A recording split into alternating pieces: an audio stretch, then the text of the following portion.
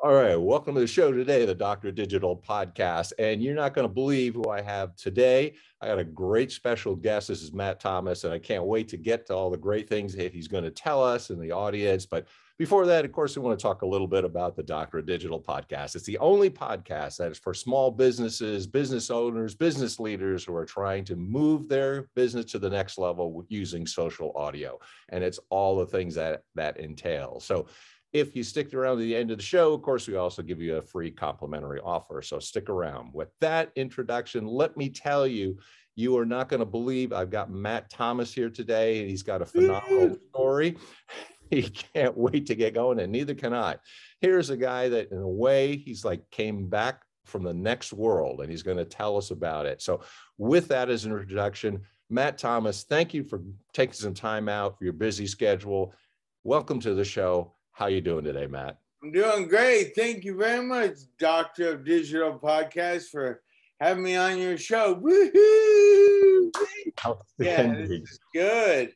So, Matt, for people who don't know your story, because you've got a terrific story, I was wondering if you could just tell us a little bit about your background, like your early life, because we're going to talk about what happened to you, but let's get a little bit of the background. Who was Matt, and what was your younger life like? Okay, my younger life was always, I was always blessed, but I wasn't thinking of it like that. Then I started drinking at 15, 16, and then that went on from there. Then when I turned 18, 19, offered a scholarship to look at BYU. We had a job with Candy Camera and just moved out. 19, had 2 crashes before it, and then wham bam, and then nothing happened. Then the third one happened, but I was athletic, a surfer, skater. Always played baseball for I think 12 to 15 years, from t-ball up to 9th grade. That's when I started football. And then that's when football, but I didn't like being a jock. And I was hanging with the surfers, skaters, stoners, drinkers, and all that gig, Well, like for a lot of people, I grew up in Southern California too, yeah. And I kind of did. We all have that episode. That's right. So it's a phase, but I'm just curious because you had this really horrible accident. When people were telling you things like, shouldn't you slow down? Shouldn't you be more careful? What was going through your mind? Did you listen? No one, my mom, the day of the accident, I was living in Northridge. I drove to her house, and we were going out to my brother's house to drink on Lake Sherwood in Thousand Oaks. Yeah. And he was like, she was all, don't drink, Matthew. I was like, oh, I won't, Mom. And that was the only reason we were going out there. But I was doing everything to where they weren't saying, you should slow down. My friends were just as bad as I was, Okay. But and everyone I was hanging out with were kind of, looping it, But yeah, and I had I was being warned because I had 2 DUI crashes. First one, we were stoned. Second one, I was driving home from Candy Camera after drinking on the set. I got in my car, I had a buzz, took a hit of pot, and then blacked out and ran to a brick mailbox. And then the third one was 2 weeks later. So with all these warnings, I'm curious now, because now you're warning young kids. Yeah. Like, what do you think you can say to them that would be more effective? Because we're all hearing this message and some of us ignore it. So yeah, if you ignore it, then you're either gonna die or you're gonna get something trippy like I had, or something worse than I had, or something less than I had. But you're gonna go through either mental, physical, or emotional all through that, because it's gonna be a torture, whatever you go through, because you're being warned. And if you say, oh no, because I had everything in 19 pretty much, Yeah. Good job at a TV show, playing football, practicing at Glendale College, end up going out to Moore Park, and practicing there. Jamal Anderson was on my team. And when we played against Dorsey, we played Keyshawn Johnson. He's on that 710 KMBC. Keyshawn! All right, but yeah, but the fact is that you guys got to check yourself, like as Ice Cube said, you got to check yourself before you wreck yourself. Yeah. So I mean, for like a lot of young kids, I mean, you really did have it together. I mean, you had like Yeah. an ideal life. Everything was going peachy keen. So you really could have had a phenomenal life, but it went a different direction. So let's get into that a little bit. Like what happened? What was this terrible accident that Okay, you ever heard of Lake Sherwood in Thousand Oaks? yeah, My ex-brother used to live out there, you know, and he oh, you were talking, but he used to live out there, and we used to party out there every Sunday. I was gonna start football at outside linebacker on Moore Park on Monday, and we were on the lake all day drinking, you know, having fun. I mean, what could you know? There was no one out in Sherwood. It wasn't that big. The Sherwood Country Club just opened. And so no one was living there. No Britney. Woo-hoo. No Britney Spears. She's off for conservator like I am. Oh, but anyways, yeah. So we were partying all day out there. My brother influencing me with the alcohol and the pot, but that's another issue. But I was there drinking it because it was fun. We were on barbecue. He was 10 years older than me, and his friends were like 10, 20 years older than me. So it was cool, you know. I was 19, started when I was 17. So you were hanging with the older crowd. So it was like, you know, and so then I asked my friend to leave, and he was all right, let's go. And so then we were in his VW Bug. Make a long story short, my brother did that after he came back from the Greg Norman Sharkey shootout in '89 in his IROC. He lost control on that same corner that my friend drove off. And he was like, oh, wow, we almost went off there. We were laughing, you know, fun. And then 2 years later, my buddy did it, but he was in a Bug, and he drove off the 30-foot bridge, went through, he jumped out, broke his leg. I stayed in, went through the windshield, landed on my skull. Roxine go through, had swelling of the brain. I was in a coma 3 months, ended up with the shunt, you know, see the trachea, woo-hoo, the G tube, the catheter, and then I woke up paralyzed because I had hemorrhaging on the left side of my brain with my frontal temporal parietal, basal skull fracture on the right side was my thalamus and occipital. And so, but I was only in a coma 3 months. That's why I'm here. Let's see, I'm starting this. Right out of coma. Straight out of a coma.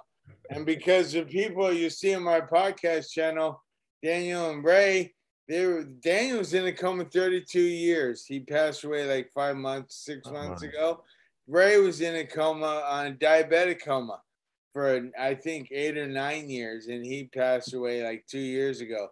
But I'm trying to show that people in a coma, I mean, they're still there. I mean, bless all the doctors, nurses, therapists for doing what they're doing, but they're not doing what they, you know, I'm not saying, you know, they're doing great. I mean, look at me through what they did for me in Northridge Hospital. Northridge, no one else can take credit for that.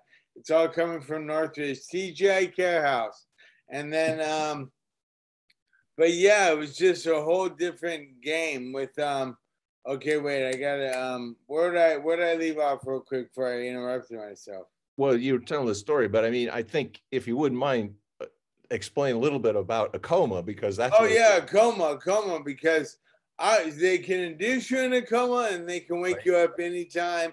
But I went into a coma at the scene of the accident. Mine was such a 30-foot fall. I had rocks embedded in my skull, but they didn't go through. And so it was all crazy like that, you know? And then how, it's crazy because when you're talking, your hearing's the last thing to go when you're in a coma. So that's why you got to always keep talking to them, always keep, you know, telling how great they are, just doing everything that you can do to get them out. And that's why, and I've had, when I've been in, well, thank South Coast Global Medical Center, thank them for letting me volunteer there for 10 years, you know. And Eileen and Elizabeth were the nurses that I used to take the students around with at North Orange County RP nursing school. But I don't know about that. Through the pandemic, though, boom. But anyways, they it's just you got to treat them like normal people. Got to talk to them. Got to, you know, wait for their answer. And if they don't answer, just ask another question. Don't be, oh, you know. You got to be real with the whole situation that's going on with this. I mean, yeah, they're not responsive to you, but they are listening. It's a whole deep thing, you know. Yeah, that's what I was curious about, because most of us haven't experienced a coma. So you're a person who was in one and came out. So what you're saying is you got to keep reaching for a person and hopefully they'll respond. Yes. Okay. Got to give them their shots, and because when I'm in there, I'm singing like I was playing Zeppelin, all these different songs in there, and then they're trying to sleep. I'm home. And what do they do all day? You know, Yeah. it's like you got to give them stimulation. You got to just keep Stimulate them. stretching, keep talking, keep telling you love them, And I learned that from because my mom was always there, and I said when I got out of the hospital, Mom, I'm doing good, aren't I? And I would have never said that before my trauma, but my mom was repeating that all the time to me, you know, and whatever, you know, because every coma is different. Every experience is different, you know, but it's a crazy situation when you come out of it and you're paralyzed on one side, you can't read, write, talk, walk, you know, from going, because I remembered how I was, but I didn't remember who I was, you know. It was just crazy. Now I'm a different person. I got frontal lobe issues. You're more low key now, right? Kind of, but only because I've been called, the police have called, the police have been called to me because people think I'm drunk at Trader Joe's, at a coffee shop, you know. But what do I, you know, but then I explain it to them and it's all, you know, they're like, oh, okay. You know, because I'm happy, I'm loud, when that's the signs of intoxication. Right. Yeah, let's go. Okay, you want a little NXS real quick? Woo, here we go. Hallucinate, desegregate, mediate, alleviate, try not to hate, love your mate, don't suffocate on your own hate. Designate your lover's fate, a one world state, a gentle trait, a broken crate, a heavyweight, or just too late like pretty Kate, has sex all night, now devastate, appreciate, depreciate, fabricate, emulate, the truth dilate, a special date, the animal weight, guilt debate, the extra rate, a better rate, the youth rate, deliberate, fascinate, deviate, reinstate, liberate, to moderate, recreate, or detonate, annihilate, atomic fate, mediate, clear the state, activate, now radiate, food on plate, gravitate, the earth's weight, and 98, we all rotate, but it's kind of, we rotate quicker. But anyways, that was my NXS for the time being. Well, I think maybe you got a new career here now, Matt. I'm trying to go on American Disabled Idol. I was going to say, you're kind of... But I've seen disabled people that are just incredible, you know, on that show. So I'm not the first one to represent it. You've done a lot of things after, after as part of the rehabilitation. So one of the things was this whole thing about the Hydra bike. So I mean, that's phenomenal. I've been on a boat to Catalina, but I can't imagine doing what you did. I know. Well, I did that from Catalina, Long Beach, but the guy who owned them there was kind of trippy, so I had to move on. And then, but anyways, now I'm gonna do one from Catalina to my dock in Balboa, well, Newport Beach, you know, and so it's gonna be another whole thing, and that's what I'm raising. I'm not raising for. I'm trying to raise funds. I'm trying to get money, trying to get this, trying to get that, but I'm bringing awareness to people, you know, disability, you know, anything's possible because I was told not people, you know. I've had people, oh no, man, he's not gonna be able to do anything. Oh no, you know, and all this stuff. But it's just the grace of God and prayer and through all this stuff. And I went through my my smoking pot for about 15 years, which it was a blessing because I met one of my spiritual friends through that, Dennis. But then I stopped, you know, 5 years after that. And then I went to drinking. Oh, don't do that. But see, and then I made a deal with my mom. If I drank, I would go in the sobriety house. And that was and I did that 3 different times. See, like, look at my left eye. Oh, dilated because I had my third cranial optic nerve on the right side. I had hemorrhaging. I know. And I had the whole, you familiar with the cerebral cortex, right? Yes. That's your thinking, perceiving, producing, and Sure. understanding language. And I had frontal, temporal, parietal, occipital lobes all had hemorrhaging, and that's your cerebral cortex, plus the thalamus, which relays all the messages that we take to your cerebral cortex. And that had hemorrhaging too. Woo! Because I don't do dope, but I'm dope, not a dope, but I'm dope than anybody tries to cope. Oh, diggy do. You know, it's kind of fun, but hey, let's see. There's let me see. There's one more. Stop what you're doing, because I'm about to ruin the style and the image that you're used to. Okay, but okay. Sorry, okay. You want to ask me a question? See how I talk too much, but I never shut up. Well, one of the things I was curious about, and I think you're kind of leaning into it. You've got this notion about the coma dentals. What is that? And Coma dentals, because I've been through a coma. I've been doing great after because I put in the work. I have been lazy about doing the work because I've been to places where the person uses the head injury for why people are not recovering, you know. And then he tried to get, it's a big story. He's a And we have hypersexuality. He had it too, but he had different wives, but that's a long story.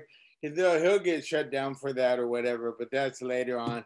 But anyways, I had to keep moving forward through. I'm praying all the time, through the grace of God, that I was able to, because this hand used to be in a fist, and this is 30 years after it.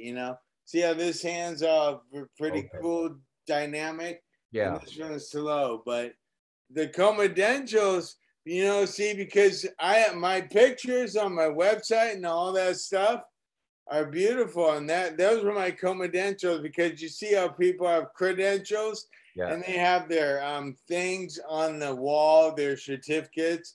See, they go to their residency for 2 years. I'm still doing my residency, man. I got 30 years of residency because I'm learning, because my brain was shut down. Now I'm at the higher, and when you're at that higher level, you don't know how bad people can be, because when you're coming out of a coma, everything's done for you. You're not really thinking about things, But now your family is going against you, all these different things. Well, not everyone. I'm just tripping on that little section, because of what happened with me, and all these different things. Yeah. And I'll tell you about my grandpa. Woo, okay, this is going to be in a timing. I'm going for 45 seconds. Okay, his first job was selling airplane tickets. See, that's another part I want to add to after this, Straight Out of a Coma, because Straight Out of a Coma is going to be one of the greatest movies out there because it's for real. Sorry, Miss Jackson, I am for real. Oh, that's the song, but hey. But there's because it's real. It has real life therapy. It has my girlfriend who passed away from cancer, bless her soul, But it's just how I know. And she stuck with me when she felt the thing there to protect me. It's a big story, but we'll talk about that later. I said only 40 seconds, but my grandpa, that's why I'm here in Balboa.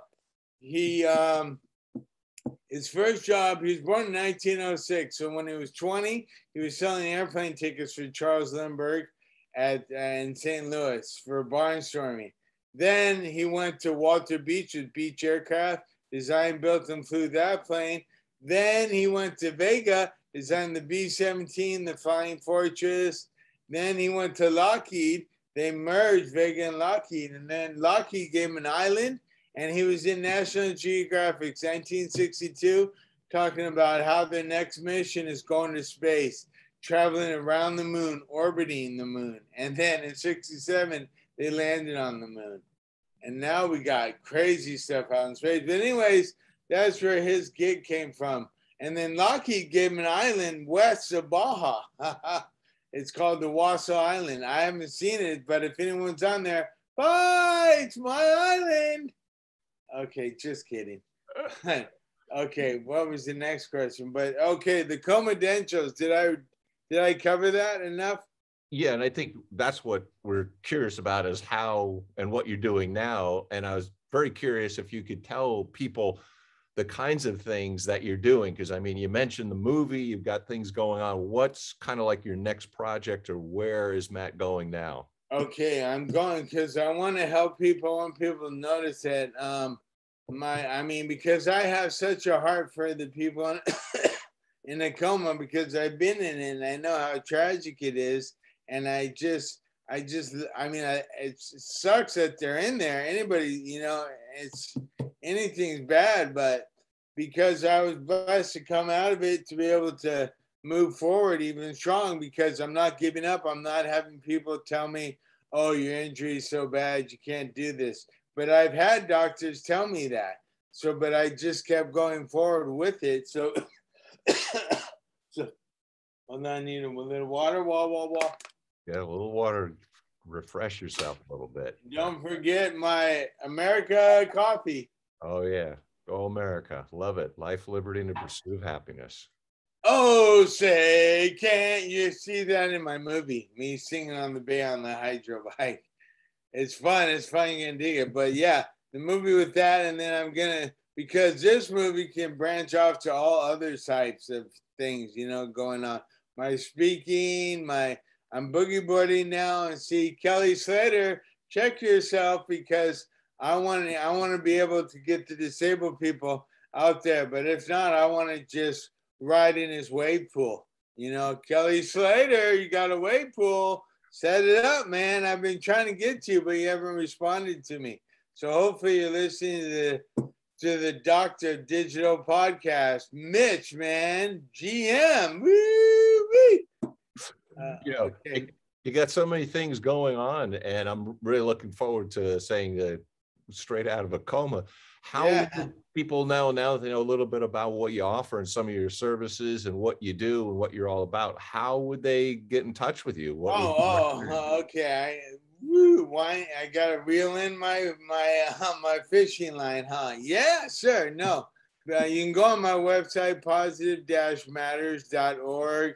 My YouTube, my YouTube channel, which is Matt Thomas Comedentials, or just put Matt Thomas Coma, because if Dentials kind of doesn't figure that out. But then we got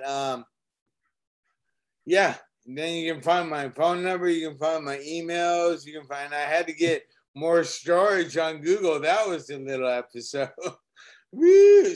Google's making bank on that too. Get more storage, $1.99 a month. That's crazy, but yeah. And so, that's how you can get a hold of me. Either you can contact Joel Pipes, and he's one of the guys. And I gotta thank Kyle for setting this up. Joe Pipes, my lawyer, for doing all that stuff.